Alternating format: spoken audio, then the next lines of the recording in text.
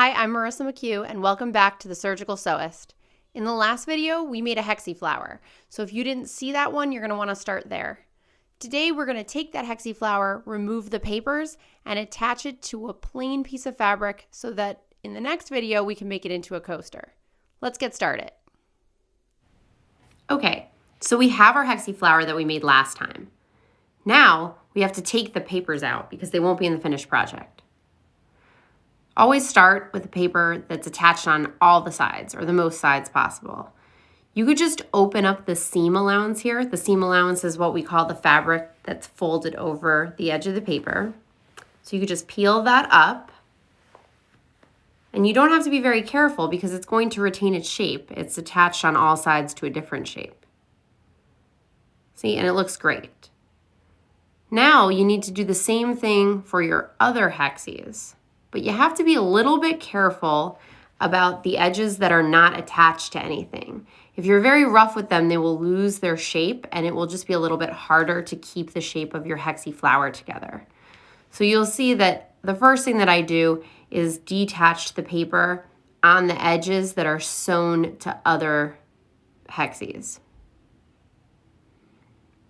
I try to pull out the edges without ruining the folds, because that's what maintains the shape of the flower for us. Once the paper's out, just reform your edges so that you maintain the shape.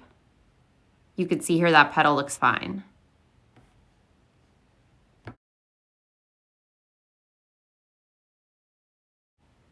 Once you've removed all the papers, no matter how careful you are, your flower will look a little bit wonky. So pressing this with an iron can make your edges crisp again. I just make sure that the edges are folded over, and then I use my little iron to crisp up these edges a little bit more. Now that you're pressed, we want to add this flower to a piece of fabric that's going to be the front of our coaster. I use a little bit of glue to keep the flower in place while I sew the edges. Don't use too much because if it gets gummy, it's going to be hard to get a needle through it later when you're quilting.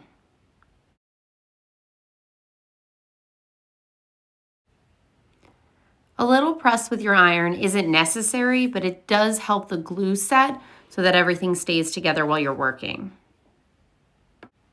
You could see my flower's not going anywhere, but if you're worried, you could use clips like this, or you could use pins to keep your flower in place.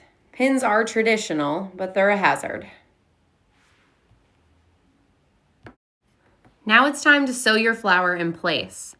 Traditionally, we keep this stitch pretty invisible, but it's your flower. If you want to be able to see this stitch, that's also fine. I start from the back so that my knot's going to be on the back side of the fabric, and I come through the fabric and then through the edge of the hexie. You'll see here that my thread is coming out on the folded edge of the hexagon. When I take a stitch, it goes through the back fabric and then through just that edge of the hexagon. So again, we're going to take a stitch through the back fabric and then through a little bit of the hexagon right on the edge. You'll see here that my thread gets caught on the stupid pin a bunch of times. That's what I mean by it's a hazard. Stitch through the back and come up just on the edge of the yellow hexagon. Now you just need to stitch like this around the whole flower. Through the back and just the very edge of the hexagon. Eventually I got sick of that pin and so it is gone, and now my thread got caught on my clip, of course. That's why I use glue. Anyway, when you get to the end, you want to get all the way to the corner so that you don't have an edge that's flapping up here. So I'm going to take a stitch through the backing and come out on the edge right at the corner, as close to the corner as I can. And that makes sure that that corner stays down and doesn't get caught on things later. So now just keep going.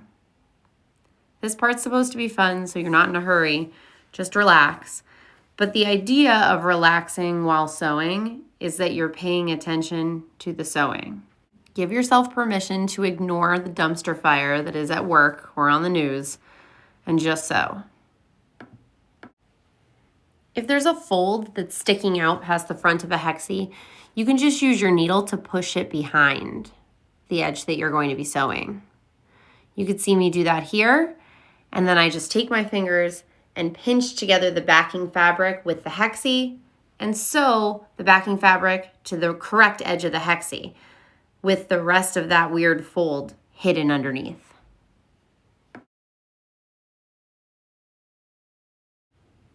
Unlike in traditional quilting, which is all about precision, I like to do EPP with a very relax and make it work kind of attitude.